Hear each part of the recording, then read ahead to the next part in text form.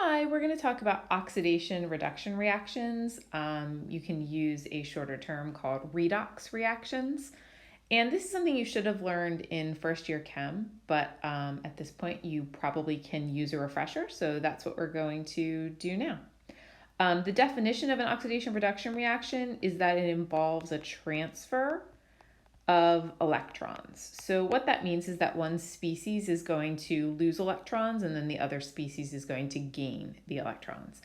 And the number of moles of electrons lost and gained has to be balanced. So something can't lose 1 mole of electrons and something else gains 4. That's impossible. So you're going to have to pay attention to balancing your equations not only in terms of atoms, which you're used to doing, but also in terms of charge.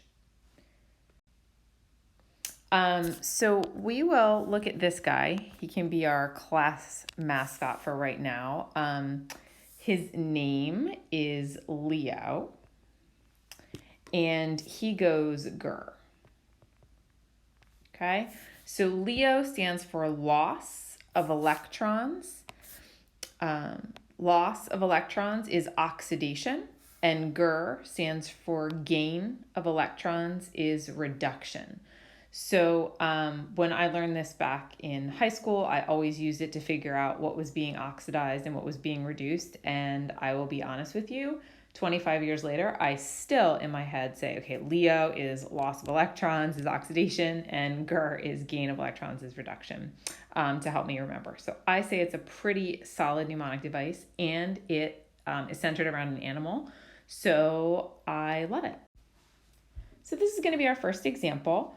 We're going to come in and assign oxidation states, which you've learned previously.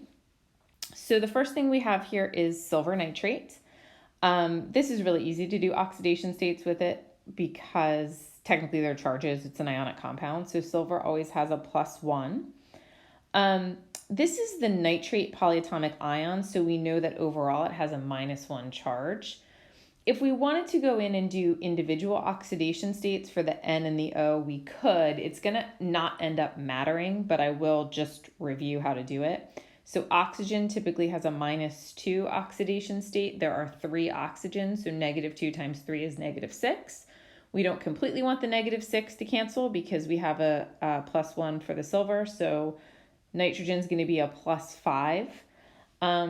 Oxidation state. So again, that's just review. It's not really going to end up mattering in this case, and I'll explain why.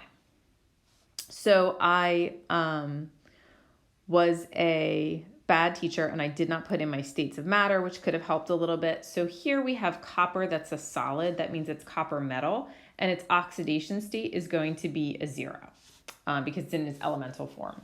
So on the product side, again, we see nitrate, which we know has a -1 charge, not an oxidation state, but a -1 charge. And in order to get that, your oxidation state on the oxygen has to be exactly the same as on this oxygen, and it's -2. And then the same thing for the nitrogen, it has to match the oxidation state on this nitrogen, which is a +5, to give that overall -1 charge. So there are 2 of the nitrates in this case. So that means that the copper is going to end up with a +2 oxidation state. And again, over here with our silver, it is a solid, so it's silver metal. That's going to be a 0 oxidation state. So if we remember our Leo the lion goes grr, if we take a look at silver, we're going from a +1 oxidation state to a 0 oxidation state. So in order to do that, you're not losing electrons. You'd have to gain a negative charge. You'd have to gain 1 electron. So grr is reduction. So down here, these are going to be our half reactions. And silver ion is going to be what is reduced. If we take a look at copper, it goes from a 0 to a +2 oxidation state.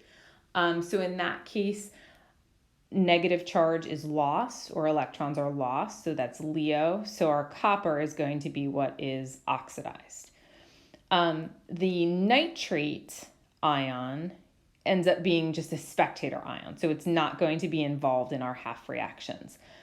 Because if you take a look at the nitrogen, the +5 oxidation state didn't change, and the oxygen, the -2 oxidation state didn't change. And the only time you're going to have a transfer of electrons is when the oxidation state does change.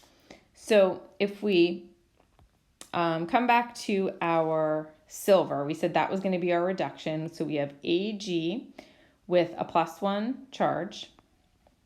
And on the product side, we have Ag with no charge.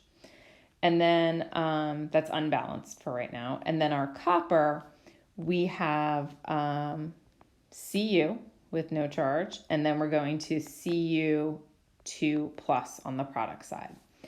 So as I said on the previous slide, we have to balance these equations with respect to both atoms and charge.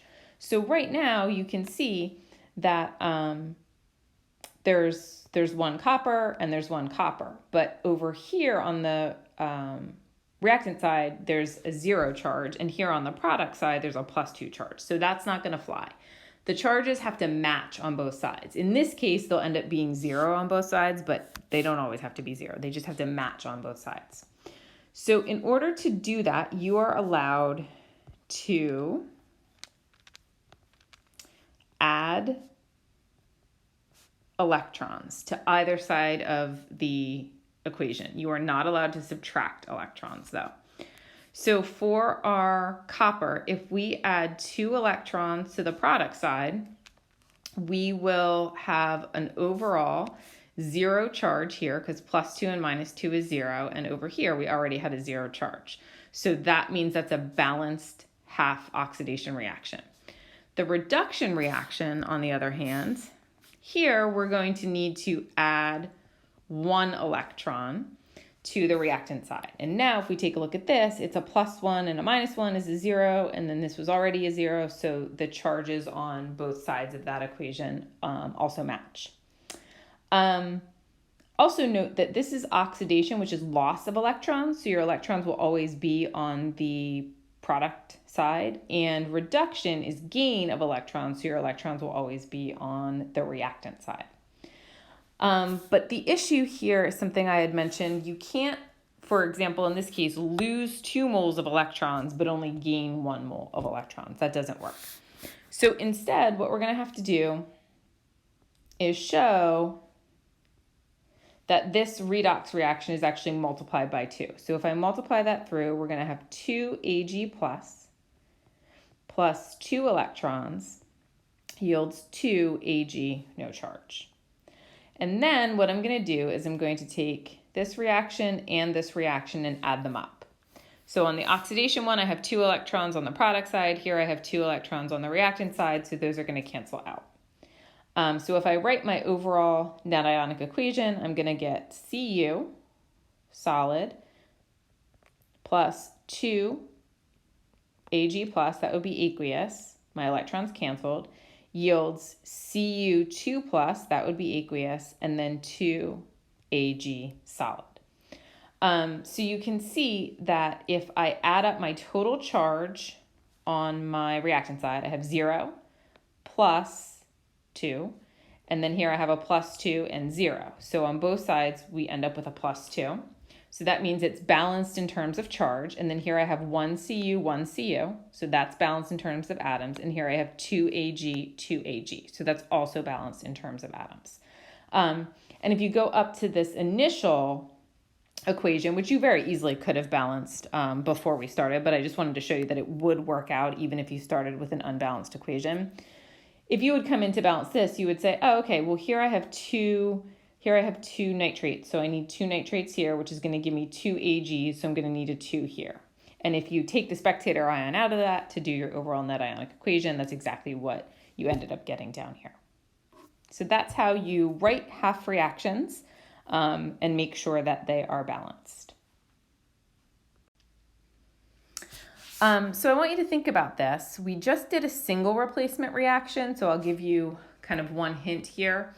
The question is, which types of reactions are redox reactions? Single replacement reactions will always be redox reactions. There's one type here that will never be a redox reaction. There's another type here that will always be a redox reaction. And then there's another type here that will sometimes be a redox reaction. So I want you to give that some thought, and then we can talk about that in our next online meeting. Just one note, I put synthesis and decomposition together because remember, they're chemical opposites of one another. So even though they're not the same type of equation, if one of them is going to be a redox reaction, then, the other would too. So give that some thought, and we'll touch base, like I said, over Blackboard Collaborate.